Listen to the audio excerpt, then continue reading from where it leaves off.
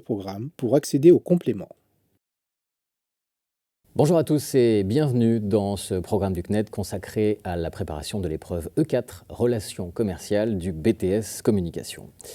Le but de ce programme, c'est de vous aider dans la préparation de votre examen et pour cela, nous avons enregistré l'intégralité de la prestation d'une élève en BTS Communication, Marie, qui a accepté de jouer le jeu et de passer cet examen dans les conditions réelles telles que vous allez les rencontrer vous-même le jour du passage de cette épreuve. Et afin de vous aider, de vous donner les clés pour bien préparer ce moment important, j'ai à mes côtés deux professeurs en BTS Communication qui vont nous accompagner. Tout d'abord, Valérie Cottenet. Bonjour Valérie. Bonjour.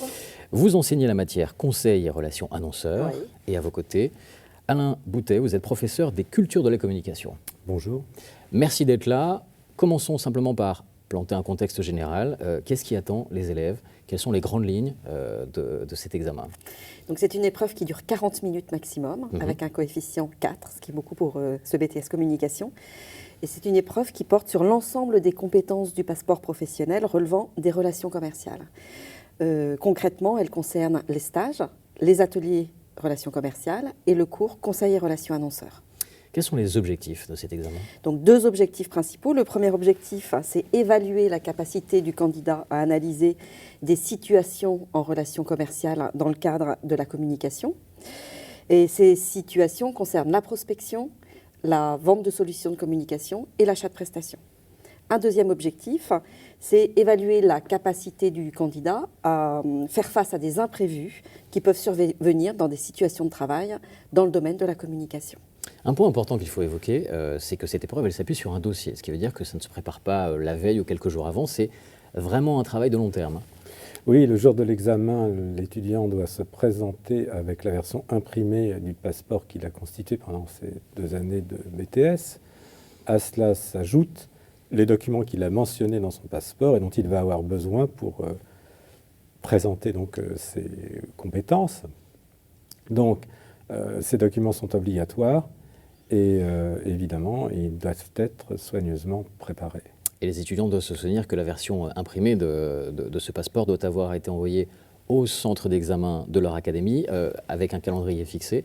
C'est un point qui est purement technique, mais qui est important parce que ça peut être éliminatoire. Je dis ça sous votre contrôle, évidemment. Tout à fait. Revenons maintenant à l'épreuve. Comment se déroule-t-elle précisément? Donc l'épreuve se déroule en 2 temps.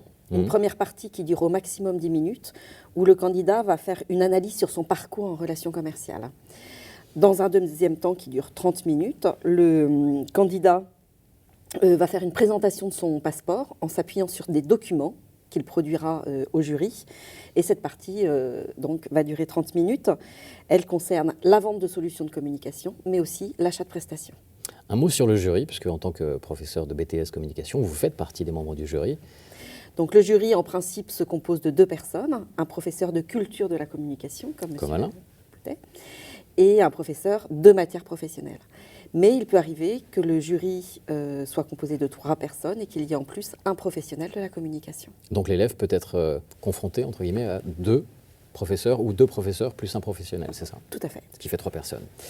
Voilà donc pour les grandes lignes de présentation de cette épreuve que vous allez pouvoir maintenant découvrir grâce au chapitrage qui vous est proposé sur la page de ce site internet. Vous allez donc pouvoir découvrir l'intégralité de la prestation de Marie, cette étudiante en BTS, qui s'est donc prêtée au jeu, qui a passé cet examen devant nos caméras, avec, vous allez voir, certaines facilités d'ailleurs. Et puis, vous allez ensuite pouvoir entendre vos remarques à vous, jury, ce qui va vous permettre à vous, étudiants, sans doute, de mieux appréhender ce moment tellement important que sera cet examen que vous allez prochainement passer. À vous de jouer, à vous de cliquer. Vous allez maintenant assister à la première partie de l'examen de Marie, une étudiante en BTS Communication, comme vous. Vous allez voir que c'est une plutôt bonne prestation, on comprend bien à travers son enthousiasme, le choix de ses mots, son attitude, qu'elle a bien compris les enjeux et la finalité de cet examen.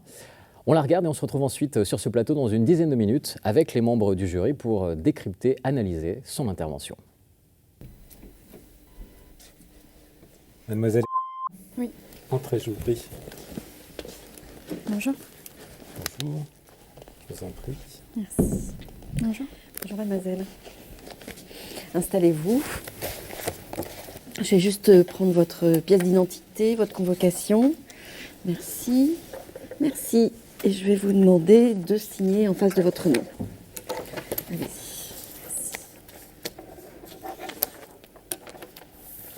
Merci, très bien. Je vous la rends. Merci.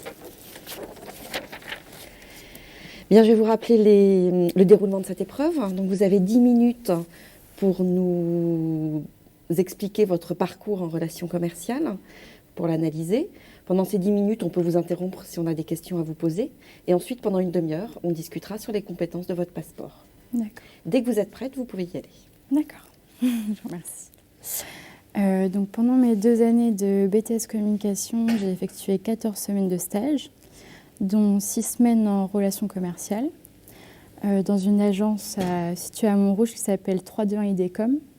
Donc, c'est une agence de type PME. C'est une petite agence composée uniquement de sa gérante et de stagiaires à temps partiel. Donc, pendant ces 2 années, j'ai effectué en fait tous mes stages dans cette agence, parce que du fait de sa petite structure, ça m'a permis d'avoir plus de responsabilités et de pouvoir prendre des initiatives. Donc, ce qui m'a permis en relation commerciale de suivre un dossier et d'acquérir par la suite un client. Donc, ce sera mon dossier que je vais vous présenter.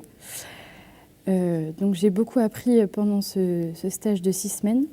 J'ai appris en termes de communication que vraiment la partie commerciale est primordiale, que même si on a quelque chose, un projet, on ne peut rien faire sans cette partie commerciale, sans cette partie relationnelle. Ça m'a permis aussi d'être beaucoup plus à l'aise dans le milieu professionnel, de rencontrer à la suite de rendez-vous un annonceur, et de pouvoir lui présenter un projet et de pouvoir négocier avec lui et établir une vraie relation. Donc pour moi, c'est vraiment primordial en communication. Cette partie n'est pas à négliger. Donc voilà ce que ça m'a apporté. D'accord. Alors, est-ce que vous avez constaté, est-ce qu'il y a eu une évolution pour vous dans ce parcours? Est-ce que vous avez constaté effectivement que votre relation à toute la partie commerciale se modifiait? Est-ce que vous avez pu analyser les causes éventuelles de cette évolution? Eh bien, oui, écoutez, dans la première semaine où j'ai fait de la prospection téléphonique, mes premiers appels n'étaient vraiment pas... J'étais pas à l'aise. Et puis au fur et à mesure, j'ai vraiment tenu un meilleur discours, j'avais les attitudes qu'il fallait, donc j'ai vraiment acquis des compétences au niveau du comportement, même du sourire, de la manière de parler. Même en rencontrant les gens, je me suis aperçue qu'il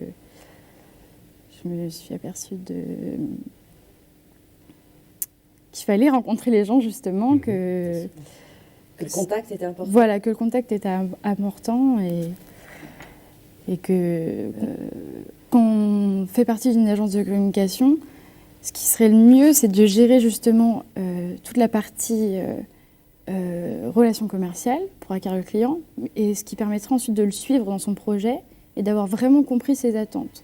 Si on décompose les parties, ce qu'ils font de temps en temps en agence, c'est-à-dire vraiment il y a un commercial et une personne qui s'occupe du projet, elle ne comprend pas forcément les attentes, alors qu'en démarchant et en allant jusqu'au bout du contrat, pour moi, on comprend toutes les attentes du client. On comprend son casse, c'est-à-dire s'il est sécurité, voilà. Et donc voilà ce que ça m'a apporté et ce que je dirais.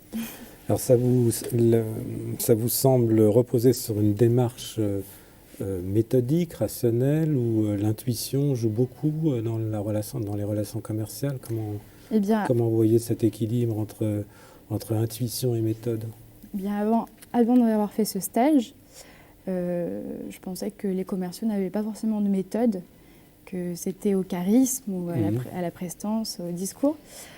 Mais moi-même, en ayant fait, je pense qu'on doit s'appuyer sur une méthode. Par exemple, en préparant la prospection, j'ai vraiment anticipé les objections possibles. Je me suis posé la question de savoir quelles questions j'allais poser. Enfin, j'ai vraiment eu une méthode. J'ai vraiment suivi une méthode. La méthode Croc, par exemple, où même j'ai appris qu'il y avait plusieurs sortes d'objections, des vraies objections ou des fausses objections. Qu'est-ce qu'il fallait faire dans ces cas-là? Et je pense que sans s'être renseigné, sans avoir un acquis, un commercial peut être un bon commercial sans avoir des acquis, mais il sera encore meilleur et ce sera plus facile pour quelqu'un Je pense qu'il faut avoir une méthode. En tout cas, pour moi, c'est ce que j'ai fait dans mon dossier. Et c'est très dur d'y aller, on va dire, au talent. Je pense qu'il y a des choses qui sont vraies. C'est pour ça qu'il y a des études de commerce, qu'il y a des études en relations commerciales. Et pour vous, quelles sont les qualités d'un bon commercial dans le domaine de la communication? Et est-ce que vous pensez que vous avez ces qualités? Alors, je n'aurais pas la prétention de dire que j'ai ces qualités, mais j'y travaille. Donc pour moi, il faut vraiment être souriant, il faut être avenant, il faut se préoccuper du client avant tout, répondre à ses attentes, s'adapter. Il faut être proactif, vraiment être réactif sur la demande, savoir s'adapter à tout prix. Et voilà, rester souriant et positif, quoi qu'il arrive. Est-ce que vous êtes fière d'une réussite que vous avez faite dans le domaine commercial pendant votre stage? Là, je suis fière quand même d'avoir réussi à acquérir le client, le Physalis, qui est un restaurant. Parce que j'ai quand même fait de la prospection pendant une semaine, ce qui n'était pas forcément facile tout le temps, parce que j'avais beaucoup de refus.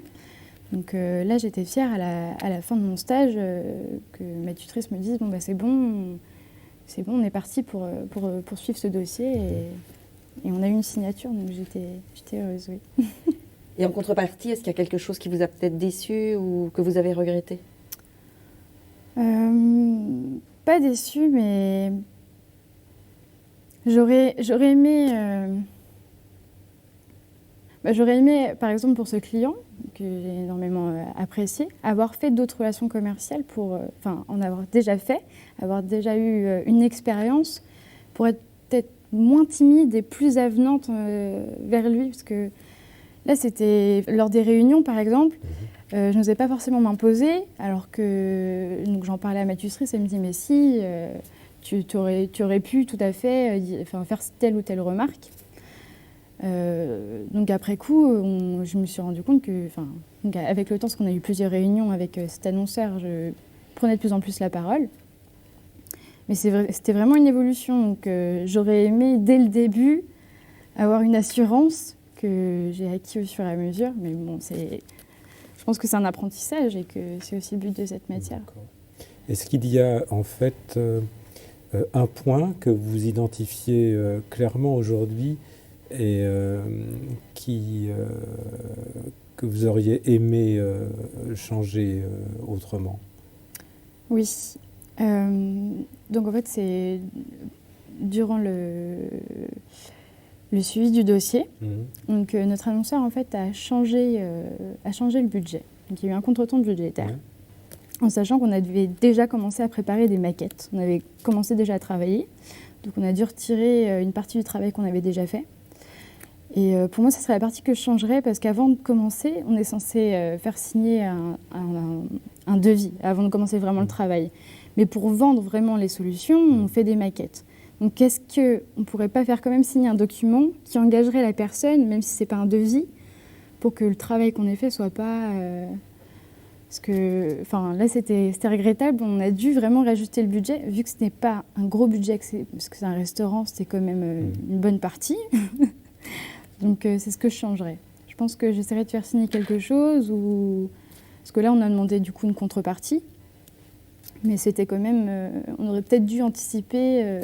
faire signer un papier ou quelque chose en engagement, même si ce n'est pas un devis, ou quelque chose qui fait qu'ils nous disent oui, ces solutions-là, ok, donc que ce soit bon. D'accord.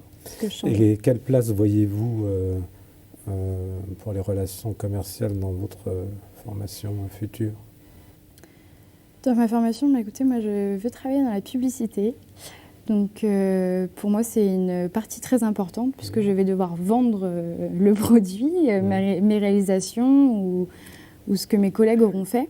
Donc il va falloir avoir un sens du relationnel très fort. Et ça permet aussi de se faire un réseau professionnel. C'est aussi une des parties commerciales. Et donc voilà, pour moi, c'est très important. C'est pas quelque chose à négliger. Je ne pense pas que j'aurai de personnes qui sous-traiteront cette partie. Je pense que j'en serai l'une des actrices principales. Donc pour moi, c'est très important. Eh bien, merci. On va passer au passeport et aux compétences. Voilà donc pour cette première partie consacrée à la présentation du parcours en relations commerciales. Et je m'appuie sur mes notes pour donner l'intitulé exact de cette première partie de l'examen. Je le disais, Marie, elle est plutôt à l'aise. Elle partage son expérience avec beaucoup d'enthousiasme, avec une certaine facilité. On peut dire que sur la forme, c'est quand même une belle prestation. Oui, Marie est très à l'aise dès le premier contact avec le jury. Elle se présente et elle attend le feu vert du jury pour commencer sa prestation. Elle respecte bien les règles essentielles, donc saluer le jury, se présenter, et aussi elle a une tenue correcte. Ce qui est aussi un point important. Donc ça, c'est sur la forme. Sur le fond maintenant. Alors sur le fond, ce qui est très important, c'est que Marie présente une véritable analyse réflexive sur son parcours en relation commerciale. C'est un terme sur lequel il faut qu'on s'arrête quand même. On peut hésiter dans le langage courant. Certes, vous, les BTS, les étudiants en BTS communication, vous l'avez sans doute entendu, mais revenons quand même. Qu'est-ce qui se cache derrière cette formule analyse réflexive? Alors, l'analyse réflexive, c'est un discours centré sur le parcours du candidat en relation commerciale qui va lui permettre de mettre en avant ses points forts, ses points faibles, ce qu'il a aimé, ce qu'il a regretté et l'évolution qu'il a eue pendant ces 2 ans de son BTS communication. Donc voilà pour la définition. Maintenant, concernant Marie, son analyse. Concernant Marie, elle évite le piège du hors-sujet, c'est-à-dire qu'elle part directement sur son analyse réflexive en mettant en avant ses points forts, ses points faibles, et elle se concentre sur son expérience sans rentrer dans les détails de son passeport professionnel, dans les détails de son stage. Alain, vous êtes d'accord? Oui, j'ajouterais qu'elle explique très bien la place des relations commerciales dans le domaine de la communication et qu'elle est très consciente de la place des relations commerciales dans le travail du publicitaire. Qui plus est, évidemment, elle l'exprime très bien. Alors, elle l'exprime bien, le choix des mots est juste, pertinent, elle a un vocabulaire qui est riche, et il y a quelque chose qui est vraiment impressionnant, c'est qu'elle le fait sans fiche, elle est avec nous et elle partage cette expérience. Oui, tout à fait, elle fait son exposé sans notes, et elle est de fait très très naturelle. Ça, c'est un point qui est toujours très apprécié du jury. Ça ne veut pas dire que l'étudiant ne peut pas avoir, évidemment, un Bristol sur lequel il aura marqué quelques mots-clés qui éventuellement suggèrent un fil conducteur qu'il peut suivre plus facilement. Alors le jury que vous êtes, on le voit aussi, pose quelques questions, vient ponctuer son discours. Ça ne veut pas dire quand le jury nous pose une question qu'on est hors sujet, c'est pas ça. Ça fait partie intégrante de l'examen. Pas du tout, le jury peut poser toutes les questions qu'il pense devoir poser. Et d'ailleurs, on voit bien que Marie se sert finalement des questions posées pour continuer à dérouler le fil de son retour d'expérience. On peut noter aussi la qualité du discours. C'est un discours qui est très articulé, avec un vocabulaire qui est approprié, qui est pertinent. Et évidemment, tout cela concourt à la qualité de la prestation. Alors, on entend beaucoup de bonnes choses, effectivement, sur sa prestation. Tout de même, essayons d'être un peu critiques, d'aller chercher le diable qui est dans les détails, on le sait tous. Comment est-ce qu'on pourrait améliorer tout de même ce qu'on vient de voir? Peu de choses. Marie a choisi de faire une présentation courte, c'était son choix, et elle profite des questions du jury pour étoffer son discours. Elle aurait pu faire un choix d'une présentation plus longue et plus structurée, en mettant en avant plus ses points forts et ses points faibles spontanément, mais elle ne l'a pas fait.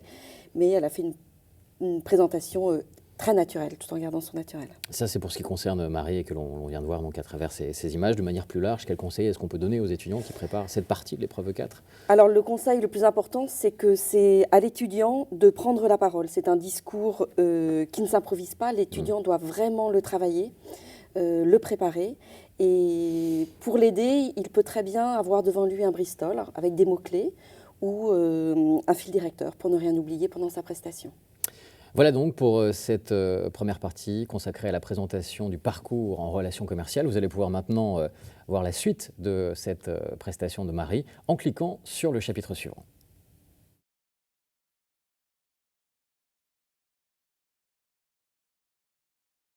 Vous avez pu voir la première partie de l'épreuve E4 présentée par Marie. Voici maintenant la seconde partie de l'épreuve qui concerne cette fois-ci la vente de solutions de communication et les achats de prestations. Et vous allez voir que Marie est toujours très à l'aise dans sa présentation. Rendez-vous tout à l'heure pour l'analyse, le décryptage de cette prestation. Ce sera à peu près dans une trentaine de minutes.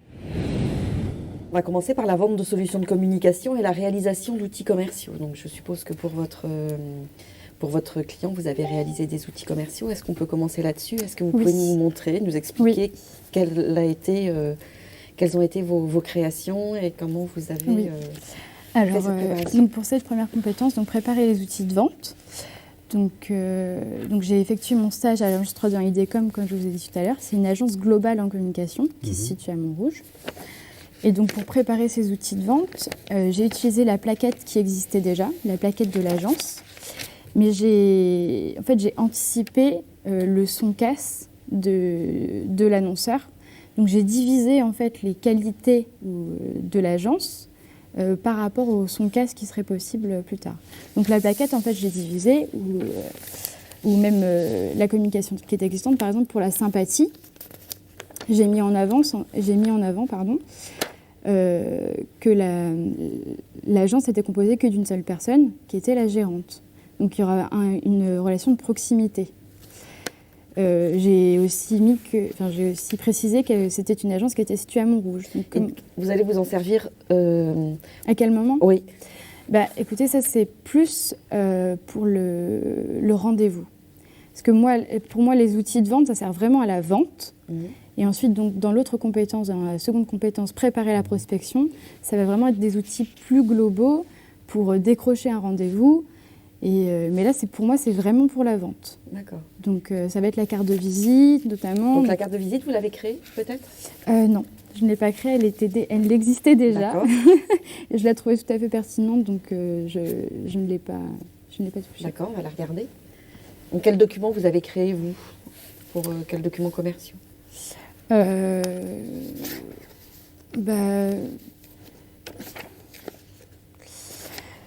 Quels documents commerciaux j'ai Peut-être ils n'avaient peut-être pas besoin d'en créer, ils étaient peut-être tous créés. Mais oui, en fait, elle disposait déjà d'une plaquette très globale, qui était très chartée d'ailleurs, etc. Donc en fait, c'est une agence qui propose toutes les prestations, autant de l'événementiel, du print que de la publicité. Donc c'est vraiment très global. Donc elle disposait déjà d'une plaquette. Elle a aussi un site web où j'ai fait des copies d'écran.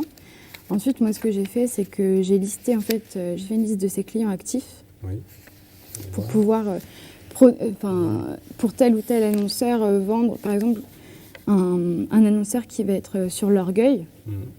Je vais lui présenter comme client Devox. Devox France, c'est un salon international autour de l'informatique. C'est vraiment un événement très grand. Donc, au niveau de l'orgueil, ça va servir. Donc ça sert aussi à sécuriser, si un annonceur est sécurisé, voilà, j'ai travaillé avec telle personne, à montrer les réalisations. Donc apparemment là vous avez été satisfaite des outils d'aide à la vente qui vous étaient proposés. Est-ce que vous auriez pu, ou est-ce que vous avez songé éventuellement à utiliser un autre outil d'aide à la vente qui aurait pu être pertinent là dans ce contexte? Eh bien j'ai également fait une veille au niveau de la concurrence.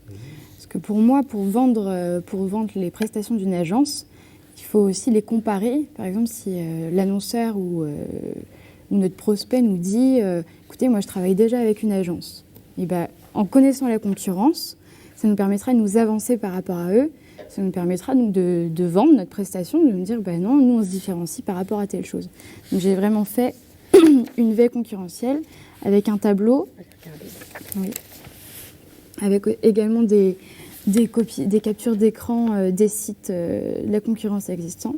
Donc en fait, ce tableau, moi je me suis concentrée sur les concurrents directs, c'est-à-dire les agences du même type, donc les petites agences de moins de 10 salariés, qui sont également à Montrouge.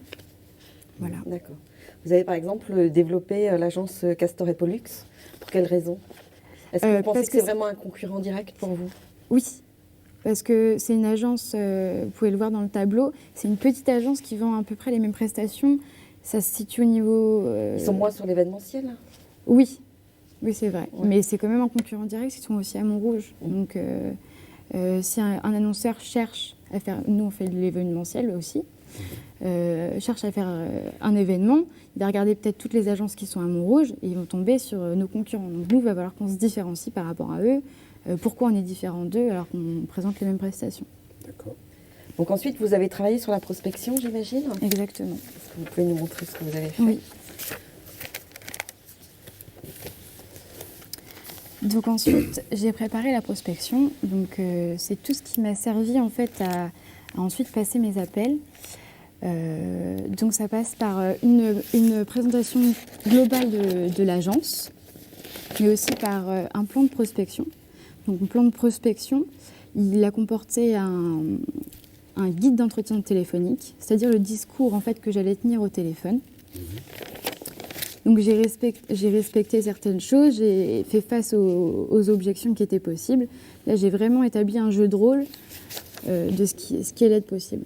Donc j'ai respecté la méthode CROC. Donc la méthode CROC, c'est donc se présenter, développer la raison de l'appel, développer l'objectif et faire une conclusion, c'est-à-dire récapituler, remercier et puis prendre congé. Apparemment, là, vous avez loué des fichiers? Oui, justement, notre base de données, donc après j'ai effectué une base de données sur Excel. Et en fait, on a fait appel à un loueur de fichiers. Donc, Pour quelle raison vous choisissez Excel pour travailler sur la prospection?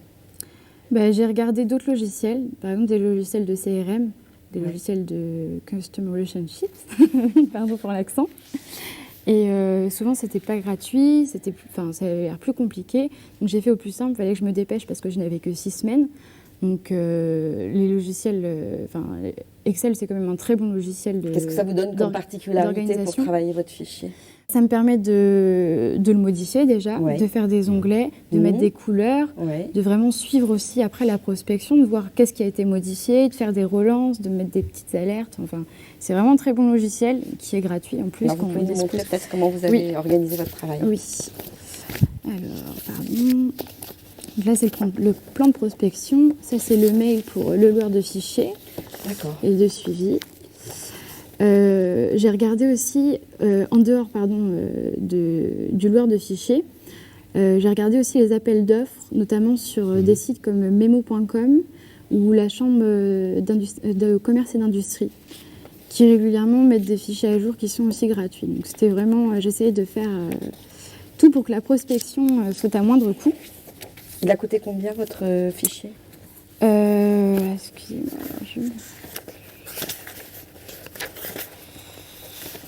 je me rappelle plus. Bon, c'est pas grave.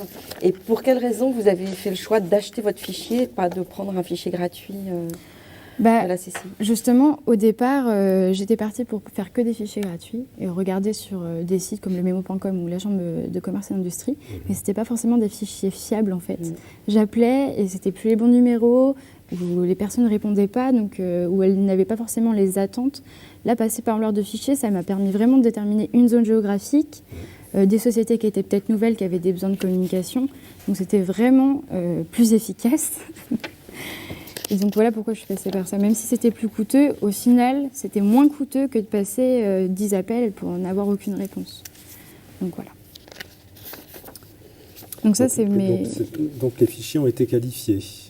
Oui. D'accord. Donc j'ai eu, on n'a pas pris une grande base de données, donc ce n'était pas mon choix, mais c'était malheureusement comme ça. Donc j'ai eu 70 suspects. 70 suspects, j'ai réussi à contacter 50 personnes. D'accord. C'est beaucoup ou pas? Oui, quand même, c'est un bon ratio. Enfin, j'ai fait un entonnoir de prospection dans celui de la prospection, où justement je calcule ce ratio en fait qui pour mesurer moi l'efficacité de la prospection. Donc j'ai utilisé l'entonnoir et en fait je divisais. De toute façon, ça se voit tout de suite, mais bon, en termes de mathématiques, on peut faire ça comme ça. On divise le ratio inférieur, par exemple, supérieur, donc 70 divisé par 50, moins 1. Et plus ça se rapproche de 1, plus la prospection va être bonne. Donc là, c'était 1,25, quelque chose comme ça. Donc c'était assez bon. C'est quand même que les fichiers étaient bons et qu'on avait fait donc, le bon choix de faire appel à un loueur de fichiers. Voilà. Est-ce que vous avez cherché à hiérarchiser vos prospects? Dans le suivi de la prospection, oui. En fait, pas dans le suivi, pour attaquer votre prospection. Pour attaquer la prospection. Je les ai hiérarchisés. Non, honnêtement, c'était vraiment le même type de fichier à chaque fois. C'était des agences qui avaient besoin de communication, des appels d'offres. Il n'y avait pas vraiment de hiérarchie. Et ensuite, ça s'est fait dans le suivi de la prospection. Quand je sentais qu'un prospect était chaud, là, je le mettais, je le surlignais à rappeler d'urgence. Mais quand j'ai fait mes fichiers, je ne les ai pas pris. Si vous aviez voulu justement le faire, quels critères auriez-vous pu retenir pour les hiérarchiser? Oui. Je pense que ça aurait été en termes de budget.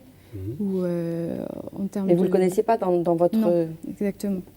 Mais si j'avais eu à le faire, peut-être que j'aurais pu chercher justement sur le chiffre d'affaires des entreprises, parce qu'on peut les trouver maintenant sur Internet, sur société.com. Et donc j'aurais pu regarder, parce que la communication c'est quand même un budget. Donc souvent, les réponses justement aux prospections, c'est non, on n'a pas le budget pour... donc ça aurait peut-être plus facilité. Un annonceur qui a beaucoup de budget aurait été peut-être plus facilement à même d'accepter nos prestations. D'accord. Donc ensuite, vous avez cherché à installer une relation commerciale. Oui. Donc j'ai cherché à installer une relation commerciale. Donc ce que j'ai fait pour ça, c'est que j'ai commencé à faire... Donc la personne que j'ai eue à la fin comme client, c'était donc le restaurant Le Physalis à Montrouge. Donc après avoir fait de la prospection et avoir ce contact et avoir décroché un rendez-vous, j'ai préparé justement tous les éléments qui allaient me permettre d'installer cette relation. Juste pour rappeler un petit peu le contexte, donc vous les avez contactés par téléphone. C'est ça. Et là, ils vous ont dit oui, on a un projet. Qu'est-ce que vous saviez de ce projet avant d'attaquer avant de mettre en place cette relation commerciale? Justement, là, c'était un peu particulier parce que ce restaurant, à la base, nous avait dit « Écoutez, je ne sais pas, je veux bien vous voir parce que c'était à Montrouge, donc c'est bien d'être proche, on peut prendre le rendez-vous assez facilement. » Mais il ne savait pas vraiment, lui, son problème. Donc ça a été à nous de l'analyser.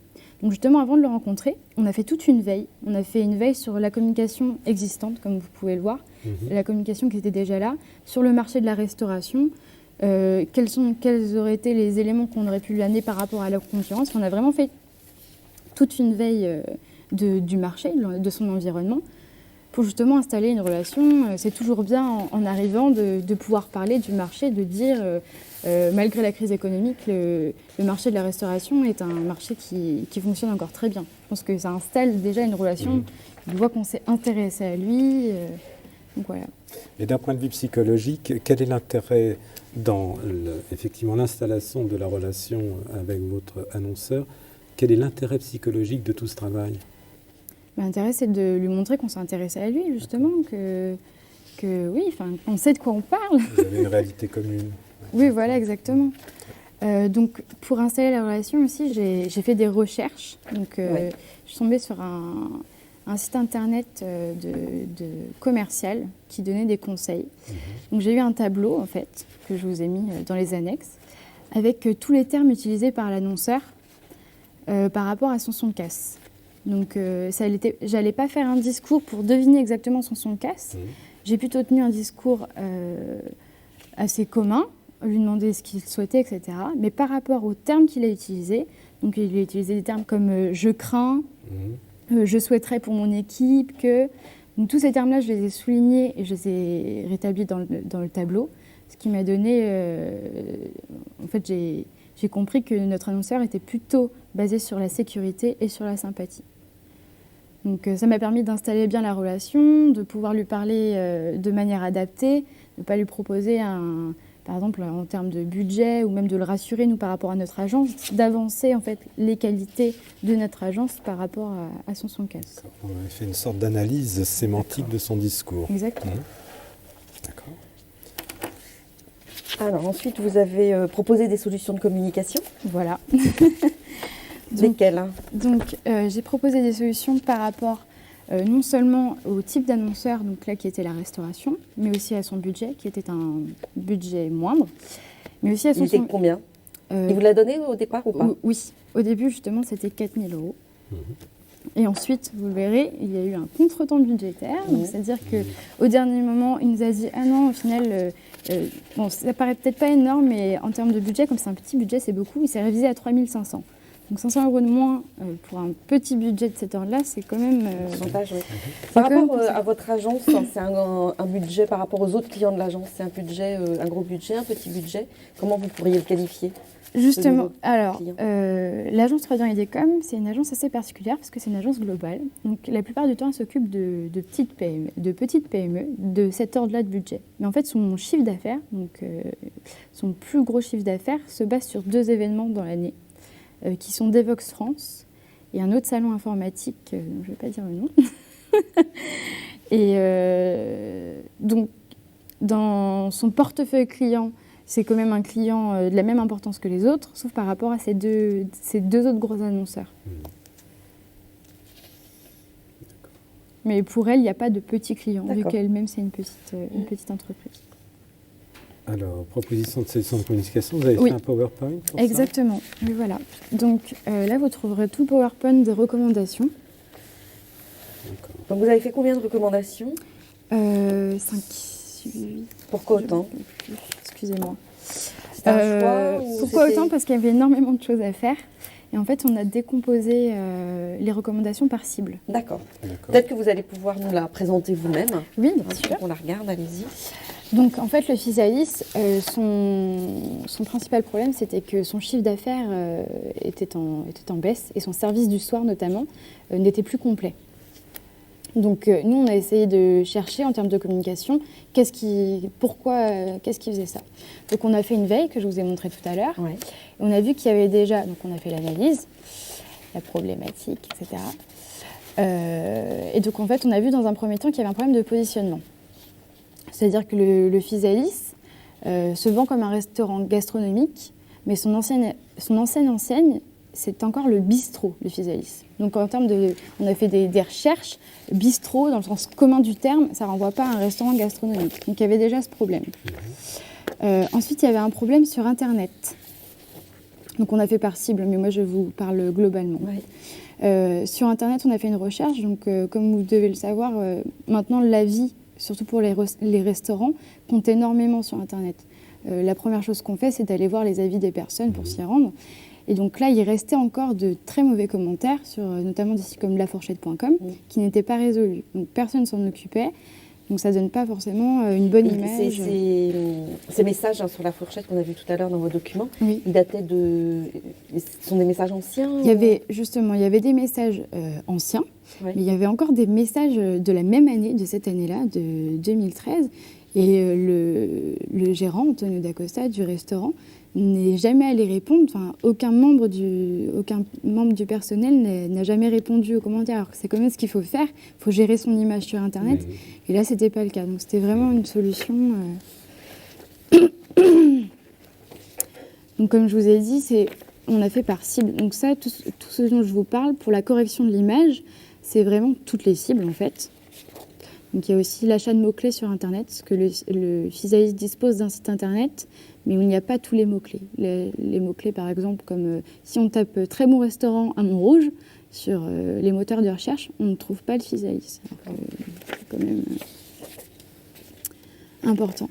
Et donc après avoir fait une correction d'image, parce qu'on a proposé les choses en 2 temps, donc d'abord on corrige l'image du Physalis, et ensuite on propose des solutions, des supports, tels que l'image de la carte de visite. Donc, je me suis intéressée sur ça, surtout même pour les fournisseurs, etc.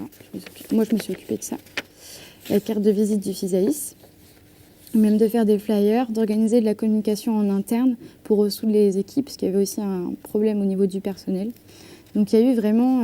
c'est pour ça qu'on s'est occupé, qu'on a fait autant de recommandations, parce qu'on a fait autant des recommandations sur les cibles, même pour les touristes, d'aller dans les hôtels distribuer des flyers pour orienter les touristes sur Paris à Montrouge, parce que c'est vraiment juste à côté, autant que pour l'image du restaurant. Donc ça s'est fait en 2 temps. Voilà pourquoi. Et donc après, le contretemps est arrivé. Voilà, alors, On va arriver là. Justement, donc, le contretemps est arrivé, pardon. Qu'est-ce qui s'est passé et comment vous l'avez géré?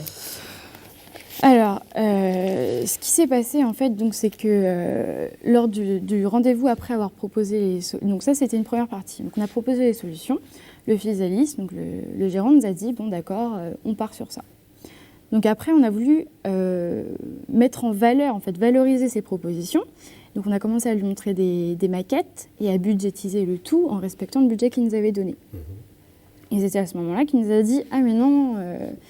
au final, j'aimerais bien revenir à un budget de 3 500 €. Donc ça respectait l'objectif bas qu'on s'était fixé, parce qu'on avait fait un système d'objectifs au niveau de la marge de manœuvre, mais c'était quand même, on avait déjà commencé le travail. Donc comment on s'est adapté? En fait, on a demandé une contrepartie. Donc on a fait les choses en 2 temps. Donc ce qu'on a enlevé, c'est toute la partie relation presse, qu'on a remplacée par de la relation presse, mais sur le web, qui qui est beaucoup moins coûteuse parce qu'il n'y a pas les envois de dossiers, etc. Mais on a demandé déjà au Physalis qu'il valide cette partie-là, quoi qu'il arrive, puisqu'on avait commencé le travail de rédaction. Et en plus, on lui a demandé de soit verser un acompte, soit de payer à comptant. Ce qui nous a permis d'assurer, nous, que le travail qu'on faisait n'était pas pour rien. Il fallait qu'on se sécurise parce que ça nous... Vous avez des documents à nous montrer. Oui, exactement. Donc ça, c'était les devis. La contrepartie est là.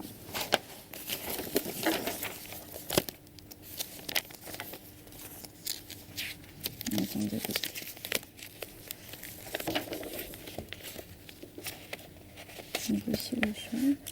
Donc, qu'est-ce qui a été supprimé? Le dossier de presse, ça a été supprimé. C'est ça.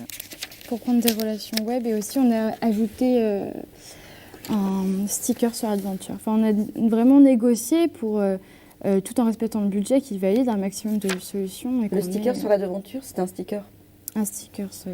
de votre agence? Oui. Non, pas de notre agence.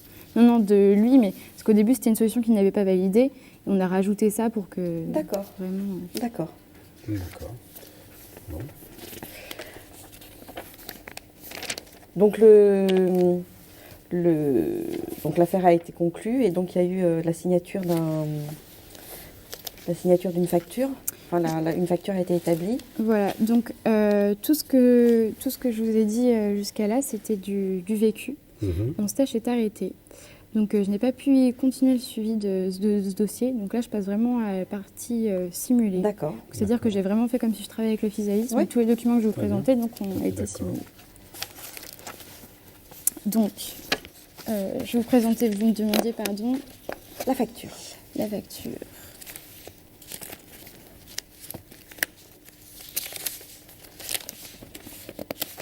Là, il était là, le devis signé. J'ai pas donné, pardon. C'est ça, peut-être le devis signé, Oui, c'est ça. ce que vous cherchez. Avec le nouveau budget, donc qui était 3 500. D'accord. Voilà. Il y a une autre facture. D'accord. Et donc avec le fichier blogueur à la place du fichier presse. Voilà. C'est ça. Très bien. Ok, on va passer peut-être sur l'achat de prestations. Oui. Alors, vous avez fait une sélection de prestataires. Est-ce que vous pouvez nous expliquer lesquels Oui. et quelle a été votre démarche pour les faire? Alors, pour choisir les prestataires, donc j'avais choisi en fait 3 prestataires différents. Le premier étant Exaprint. En fait, c'est l'annonceur avec le fournisseur avec lequel l'agence travaille L'habitude de tout travailler. le temps, exactement. Sauf que j'ai quand même regardé, vu le budget du Physalis, il n'y avait pas d'autres fournisseurs plus avantageux. Donc j'ai fait une veille, donc je suis tombée sur deux fournisseurs, Copytop et Printoclock. Donc là j'ai fait un tableau, si vous voulez peut-être pas lire tous les documents. Je me suis concentrée aussi sur les attentes, notamment du client. C'est-à-dire que notre client, lui, est basé sur la sympathie et la sécurité. Donc il voulait absolument avoir une relation même avec le fournisseur de proximité. Donc c'est pour ça qu'Exaprint, c'est assez compliqué parce que donc déjà c'était plus cher que les autres fournisseurs, mais aussi il ne pouvait pas se déplacer. Alors que nous, notre client, pour correspondre à son casse toujours, il fallait avoir des réunions de production avec le fournisseur, il fallait vraiment avoir un suivi complet. Donc c'est pour ça qu'au final, on a choisi Copytop. Parce que Copytop, donc, c'est un fournisseur qui est à Paris, qui a énormément d'agences et qui peut se déplacer. Il n'y a aucun problème. On peut aller chercher même les cartes de visite en 24 heures. Donc ça correspondait vraiment aux besoins de sécurité dans les délais, même au niveau du prix, ça rentrait dans le budget. Comment vous auriez pu faire pour avoir... donc on comprend bien la façon dont vous avez évalué votre prestataire, mais comment vous auriez pu faire pour avoir peut-être un outil, je dirais, plus précis que celui-ci? J'ai aussi demandé des devis pour avoir une comparaison au niveau des prix, donc sur un outil précis, par exemple sur la carte de visite, pour avoir au niveau de l'heure de prix, même au niveau de la qualité. Quel autre Dans les critères que vous avez mis en avant, est-ce que vous auriez pu les pondérer par exemple? Oui, j'aurais pu mettre des notes. C'est ce que j'ai fait d'ailleurs dans le cahier des charges fournisseurs. D'accord. C'est dans le cahier des charges Et fournisseurs. quel est le critère que vous auriez mis sur lequel vous auriez mis la meilleure note? Pour Copytop, c'est sur la proximité. D'accord. C'est ce que je me suis plus basée. Donc ensuite, vous avez cherché à les fidéliser, ces prestataires? Non. Vous avez réalisé un cahier des charges. Oui, voilà, c'est ça. Donc j'ai réalisé un cahier des charges. Donc, dans ce cahier des charges, en fait, j'ai appris selon la prestation, à leur préciser ce que je souhaitais, ce que l'agent souhaitait, ce que le client souhaitait. Et donc c'est là que j'ai utilisé en fait un barème et des notes selon les attentes. Donc je vais vous donner. Donc là c'est la liste des tâches. Ça c'est un exemple de facture de Copytop. Donc voilà. Donc là c'est le cahier des charges. Et donc en fait vous voyez il y a vraiment le principe de notes. Donc en fait on leur dit sur quoi ils vont être évalués avant de les choisir. Donc on met bien en avant justement la proximité, on met en avant vraiment ce que souhaite le client, c'est le plus important. Même si pour nous ça va être aussi le budget, il faut qu'on respecte ce que le client va apprécier le plus pour justement aussi fidéliser le client après et se dire « Ah, il a même pris un fournisseur qui me correspondait ». D'accord.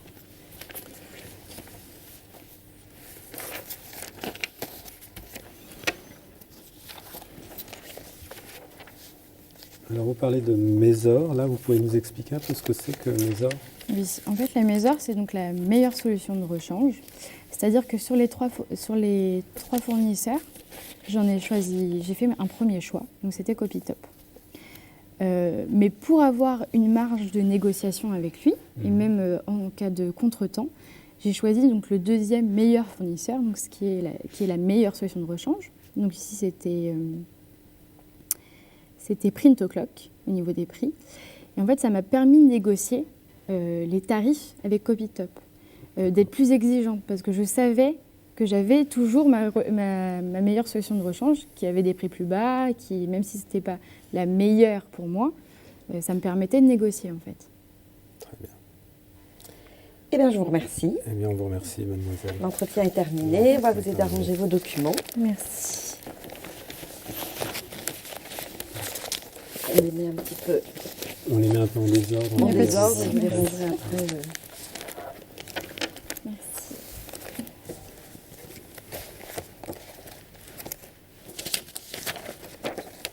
Merci beaucoup. Et bien, bonne Merci, journée. bonne Merci journée à à vous vous. aussi, bon courage. Au revoir. Au revoir.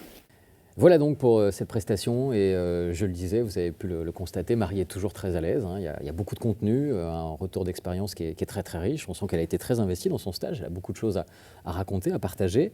La forme est toujours là. Maintenant revenons un peu sur les objectifs de cette seconde partie. 30 minutes, déjà c'est conséquent, qu'est-ce qu'il faut que l'étudiant arrive à mettre en avant? Donc, l'objectif de cette épreuve, c'est d'évaluer les compétences du passeport en 30 minutes maximum. C'est une discussion entre le jury et le candidat, mais c'est quand même le jury qui va mener l'entretien et qui va choisir ou non de commencer par le début du passeport ou par le milieu du passeport et de savoir sur quelles compétences il va interroger le candidat. Avant la présentation de ses compétences, le candidat doit veiller à présenter le contexte, les objectifs et les enjeux de son entreprise de manière à ce que le jury puisse bien comprendre de quoi il s'agit. Alors dans ce cas précis, en ce qui concerne Marie, est-ce qu'elle a répondu précisément à ses attentes? Oui, tout à fait. Marie explique clairement le contexte, les enjeux et les objectifs de son entreprise et elle s'en sert pour présenter les outils de communication, les outils d'aide à la vente qu'elle va être amenée à utiliser. Donc il est important de garder à l'esprit que cette précision du contexte, des objectifs et des enjeux doit être rappelée chaque fois qu'un candidat change d'entreprise. C'est-à-dire que si Marie avait travaillé dans plusieurs agences, elle aurait rappelé à chaque fois les objectifs, les enjeux et le contexte de son entreprise. Donc Marie, ce qu'on peut retenir, c'est qu'elle colle bien à la réalité et que les compétences prennent vraiment du sens parce qu'elle colle à la réalité de son agence. Alors au-delà de ces propos, on voit qu'elle s'appuie aussi sur des documents qui sont assez nombreux, assez fournis. Ça, c'est un autre point très très important qu'il ne faut surtout pas négliger dans cette partie de l'examen. Oui, tout à fait, c'est un point tout à fait essentiel. D'ailleurs, on voit Marie présenter spontanément ces documents et sans tarder, c'est-à-dire sans attendre que le jury en fasse la demande. Parmi les documents qu'elle va présenter, elle va présenter des documents qu'elle n'a pas réalisés, qui sont des documents d'entreprise qui ont été fournis donc par son annonceur.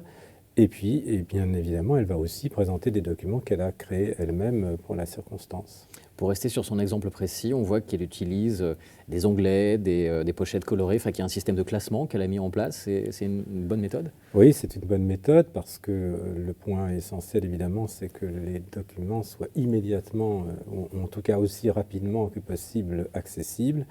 Et on voit bien là que le jury n'a pas de difficulté à les consulter et à se les approprier. Il est même intéressant de noter qu'à un moment donné, elle n'hésite pas à se lever pour effectivement mettre dans les mains du jury les documents dont elle a besoin pour construire son discours. On peut considérer que c'est une façon de faire dont les étudiants qui nous regardent peuvent s'inspirer pour leur propre passage d'examen? Oui, tout à fait. S'il y a un principe de base à rappeler en ce qui concerne donc la gestion des documents, c'est qu'effectivement, ils doivent être le plus facilement accessibles. Il faut éviter de les ranger systématiquement au fur et à mesure qu'on les a présentés parce qu'ils doivent rester en permanence à disposition du jury. Toujours concernant ces documents, on est à l'ère du numérique aujourd'hui. Est-ce que l'on peut venir avec des documents électroniques, des fichiers sous format PDF, Excel, Word ou autre, et avec soit une tablette comme celle que j'ai ou carrément un ordinateur portable? Oui, tout à fait. D'ailleurs, il y a un certain nombre d'étudiants qui choisissent cette façon de faire. Simplement, il y a des précautions à prendre.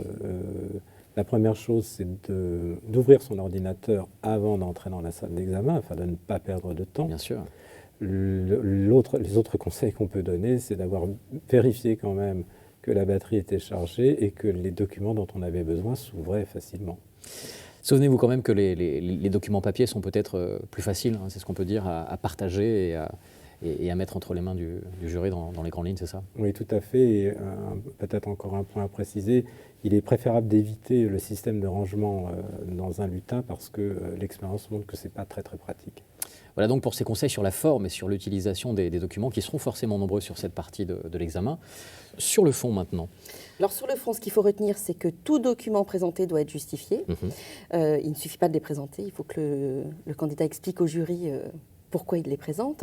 Ces documents, ils peuvent provenir d'ateliers, donc ils peuvent avoir été créés en atelier à plusieurs étudiants. Ils peuvent provenir de l'entreprise, mais l'étudiant a aussi pu les créer de lui-même. Dans ce cas, il peut présenter au jury toutes les étapes intermédiaires pour bien mettre en avant son travail. Montrer effectivement tout le processus et que tout ça soit toujours corrélé entre le fond et la forme. Évidemment, on ne montre pas des documents pour le plaisir de les afficher. Tout à fait. Je voudrais à présent qu'on revienne sur un point que vous avez évoqué tout à l'heure, c'était au début de ce programme, c'était la nécessité de faire face à des imprévus. C'est très important parce que c'est un des deux objectifs de cette partie de l'examen. Tout à fait. Donc il peut y avoir deux sortes d'imprévus. Donc le premier imprévu, c'est ce qu'a vécu Marie pendant son stage. C'est son budget qui passe de 4 000 € à 3 500 €. Et donc, face à cet imprévu, elle va devoir faire des ajustements, ce qu'elle fait très bien d'ailleurs. C'était une situation réelle qu'elle a vécue. Oui. Tout à fait. La deuxième possibilité, c'est que le jury impose au candidat ce qu'on appelle des transferts, c'est-à-dire une modification d'un paramètre d'une situation exposée par le candidat. Donc cette fois-ci, c'est le jury qui, quelque part, l'impose dans l'instant, au moment de l'examen.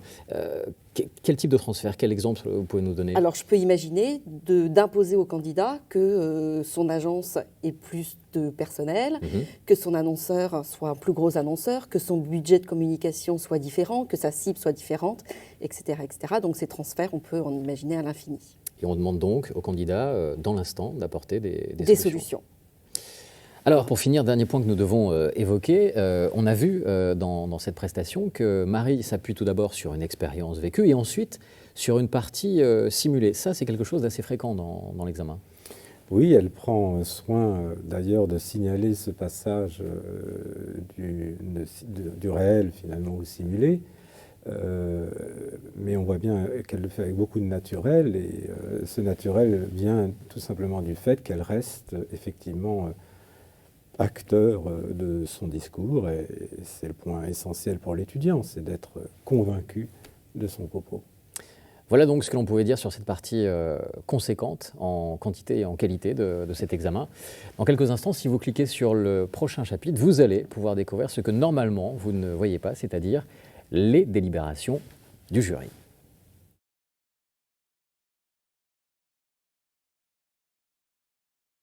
Dernier chapitre de ce programme, vous allez maintenant découvrir ce que normalement les étudiants ne voient pas. Nous allons vous emmener dans l'envers du décor pour vous permettre de suivre les délibérations du jury et comprendre sur quels critères vous serez évalué. Vous avez pu suivre l'intégralité de la prestation de Marie, et bien vous allez voir maintenant ce que le jury en a pensé. Capacité à obtenir les résultats attendus grâce aux compétences relationnelles. Donc ça, c'est pour la première partie. Voilà. Donc la candidate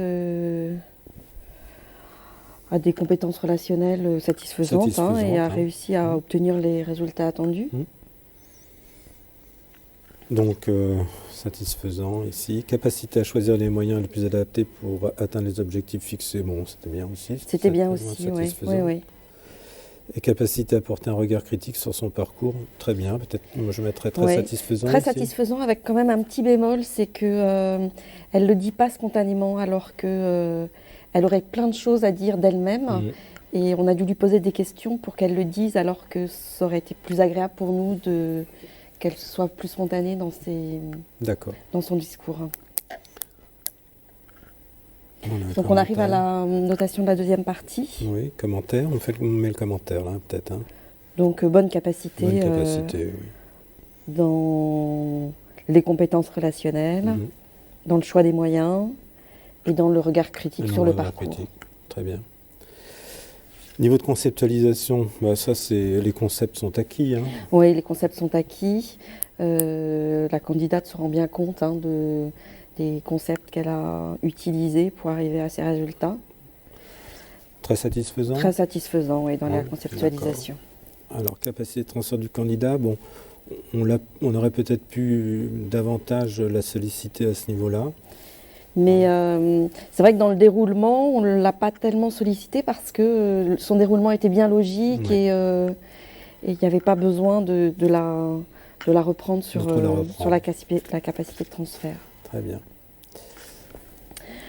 Dans la pertinence, la fiabilité et la cohérence des outils, les outils sont bien créés. Et la candidate sait bien quel outil correspond à telle utilisation. Donc, très satisfaisant. Oui.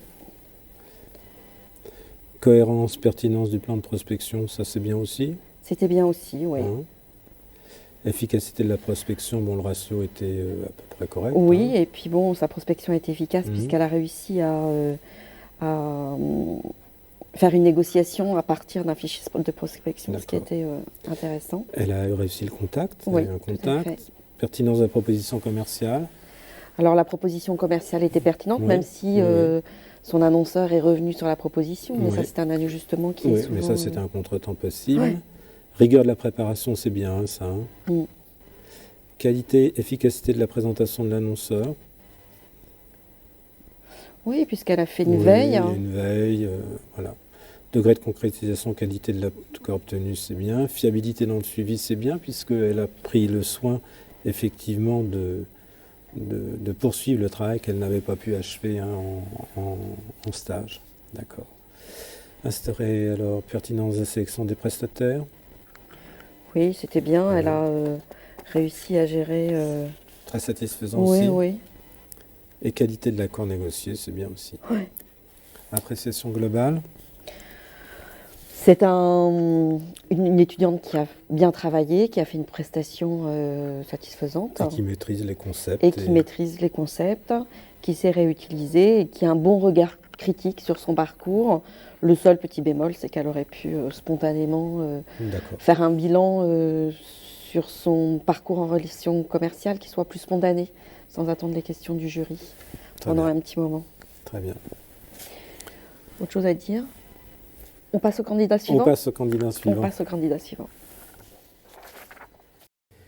Voilà donc qui nous a permis de vous suivre comme une petite souris. Nous étions dans les arcanes de la délibération. On a bien compris quels étaient les points forts mis en avant sur la prestation de Marie. Au-delà de cette prestation, essayons de nous en détacher maintenant et de donner quelques conseils plus généraux aux étudiants qui nous regardent pour la préparation de cet examen. Au niveau de l'oral, le meilleur conseil qu'on peut donner aux étudiants, c'est la mise en situation. L'étudiant doit demander à un de ses camarades ou quelqu'un de son entourage de l'évaluer ou de lui permettre de tester son oral, de manière à ce qu'il puisse voir s'il arrive à justifier les documents qu'il présente à son jury, s'il arrive à tenir les 30 minutes ou s'il arrive, dans son introduction, à avoir vraiment un regard réflexif sur son parcours et ne pas partir dans les détails de son stage. Donc on peut faire un examen à blanc avec quelqu'un qui nous sert de jury, en fait. Bien sûr. L'idéal étant de se filmer et de repasser ensuite le film pour voir comment progresser. Alain, quelques conseils aussi? Oui, eh bien, cette mise en situation peut être évidemment l'occasion donc, de vérifier que tout est bien en place avant l'examen. Est-ce que les documents sont suffisamment bien présentés, propres, lisibles, sans faute d'orthographe, facilement accessibles? Est-ce que tous les documents mentionnés dans le passeport sont bien à disposition de l'étudiant? Est-il bien en mesure de présenter tous ces documents, y deux éventuellement donc, des documents annexes qui permettront au jury de bien comprendre l'évolution du travail? Deux points encore peut-être vraiment essentiels. Le premier point, c'est que les compétences, qu'elles aient été effectivement vécues, qu'elles soient simulées ou simplement observées, sont évaluées exactement de la même manière par le jury. Et puis un dernier point, c'est que il est important que l'étudiant prenne du recul par rapport à ce qu'il est en train de vivre. Si d'aventure il se trompe, ça peut toujours arriver, ça n'est vraiment pas grave. Ce qui est important, c'est qu'il prenne conscience de son erreur et qu'il la corrige. Et là, évidemment, dans un contexte comme celui-ci, le jury saura toujours apprécier donc, ce rectificatif. C'est bien entendu. Je profitais d'ailleurs de votre présence ici sur ce plateau pour préciser que les jurys, membres du jury que vous êtes, ne sont en aucun cas là pour déstabiliser l'étudiant qui passe son examen, mais au contraire, pour l'accompagner. Et je pense qu'il faut prendre toutes vos remarques, vos questions comme des pistes dans lesquelles il faut aller, on est bien d'accord. Oui. On a tous conscience que c'est un moment difficile et qu'il faut accompagner l'étudiant à ce moment-là. Alain, Valérie, merci beaucoup d'être venu sur ce plateau. J'espère que ces quelques vidéos et ces moments passés ensemble vous auront permis de mieux appréhender ce moment très très important que sera cet examen. Je tiens à vous signaler d'ailleurs qu'une autre vidéo est disponible sur le site internet. C'est une autre prestation d'une élève, également dans son intégralité. Alors sans doute pas avec la facilité qui a été celle de Marie, mais cela vous permettra d'une part de vous familiariser avec cet exercice qui est l'examen, mais aussi peut-être de voir quels sont les écueils qu'il faut éviter le jour de l'examen. Merci à tous de nous avoir suivis. Bonne chance pour vos examens et bonne suite pour votre parcours professionnel.